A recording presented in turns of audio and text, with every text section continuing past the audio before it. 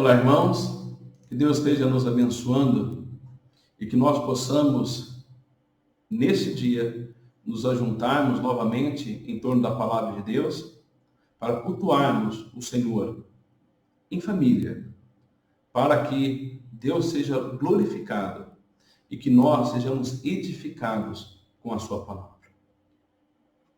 Meus irmãos, quantas coisas na sua vida te desanimam? Existem muitas pessoas que estão desanimadas com a sua família. Pais desanimando-se com os filhos, filhos desanimando-se com os pais. Tem pessoas que estão desanimadas com seus trabalhos, com seus patrões, com seus funcionários. Na verdade, existem vários motivos para que nós possamos estar frustrados ou desanimados com as coisas que nos cercam. Na vida espiritual, não há lugar para desânimo.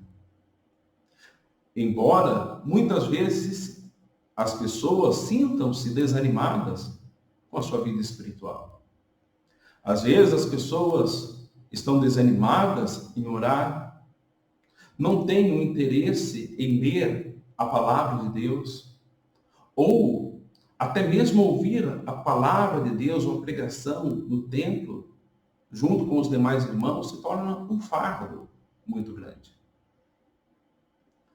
Como nós devemos olhar para a nossa vida espiritual sem que ela seja motivo para um desânimo? Como nós devemos estabelecer os nossos princípios para que nós não desanimemos na nossa vida espiritual? Eu gostaria de ler com os irmãos a carta aos Hebreus, o capítulo 12, o verso 1, 2 e 3, que diz assim: Portanto, também nós, visto que temos a rodear-nos tão grande nuvem de testemunhas, desembaraçando-nos de todo o peso e do pecado, que tenazmente nos assedia, corramos com perseverança a carreira que nos está proposta, olhando firmemente para o autor e consumador da fé, Jesus, o qual, em troca da alegria que lhe estava proposta, suportou a cruz, não fazendo caso da ignomínia, e está sentado à destra do trono de Deus. Considerai, pois, atentamente aquele que suportou tamanha oposição dos pecadores contra si mesmo, para que não vos fatigueis, desmaiando em vossa alma. Meus irmãos, nós aqui observamos o autor escrevendo algumas recomendações para que nós não desanimemos. E essas recomendações, primeiro, cita exemplos do passado. Que exemplos são esses? Ele diz que temos a rodear-nos tão grande nuvem de testemunha. Que nuvem de testemunhas são essas? São os heróis da fé que foram citados no capítulo 11. Falava-se de Abraão, de Moisés, de Noé e de tantos outros que a Bíblia fala que eram homens dos quais o mundo não era digno de tê-los. Justamente esses homens são nossas testemunhas.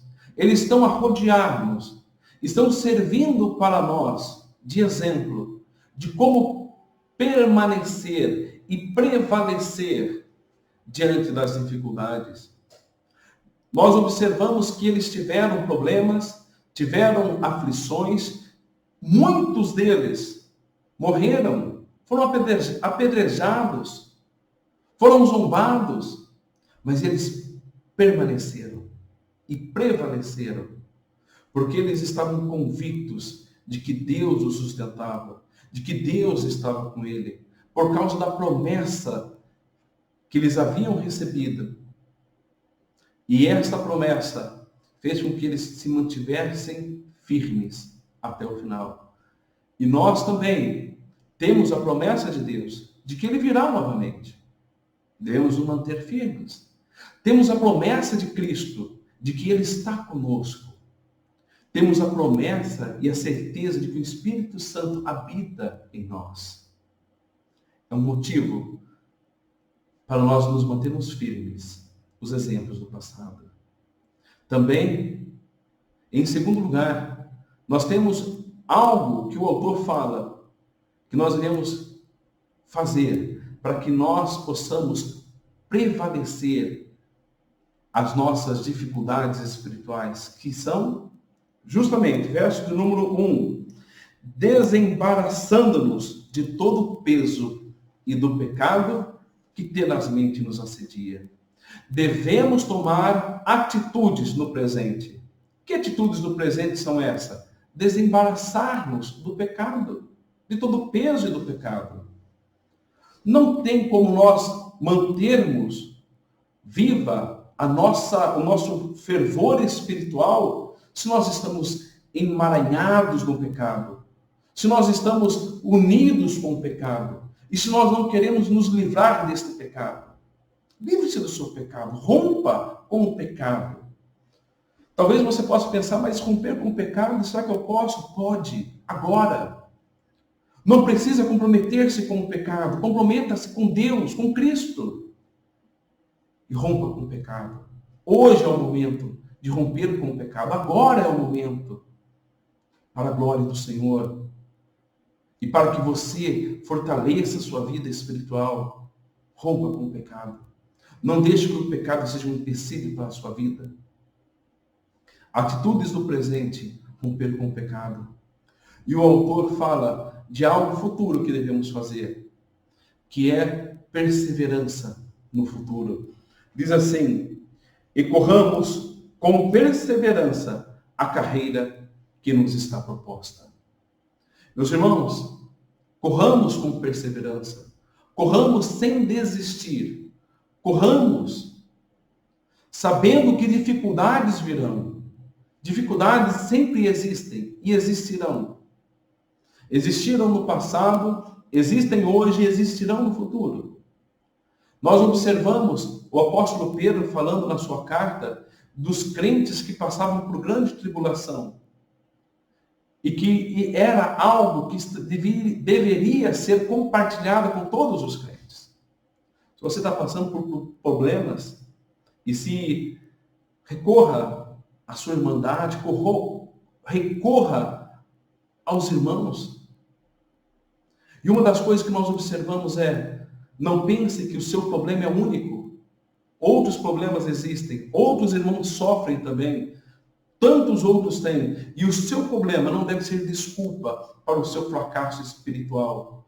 Pelo contrário, o seu problema deve ser o motivo para que você busque com mais fervor a sua união com Deus, a sua comunhão com Deus. Meus irmãos, como devemos fazer isso? Os exemplos do passado, as atitudes do presente e a perseverança para o futuro devem vir acompanhadas de algo especial, que é olhando firmemente para o autor e o consumador da nossa fé. Jesus não está no capítulo 11 como um herói da fé. Jesus Cristo não é o herói da fé. Jesus Cristo, ele é o autor da fé. Ele é o consumador. Ele é o que cria e é o que consome. É aquele que termina. Ele é o criador e o consumador da fé. Ele que dá, ele é o alfa e o ômega. É ele que realmente trabalha por nós e fortalece a nossa vida. Olhe para Jesus Cristo. Veja o exemplo de vida que Jesus Cristo foi. O exemplo de atitude e como ele jamais desistiu. E que nós jamais venhamos a desistir também. Meu irmão, que Deus esteja abençoando a sua vida e a nossa vida seja para a honra e glória do Senhor Jesus. Amém? Vamos orar. Santo e eterno Deus, que a tua graça e a tua bondade venha fortalecer-nos a cada dia e que nós, com os nossos olhos fitos em Jesus Cristo, possamos também firmarmos a nossa fé no Senhor e jamais desanimarmos, sejam quais forem os motivos. Que o Senhor nos abençoe, no nome santo e filho amado de Jesus. Amém.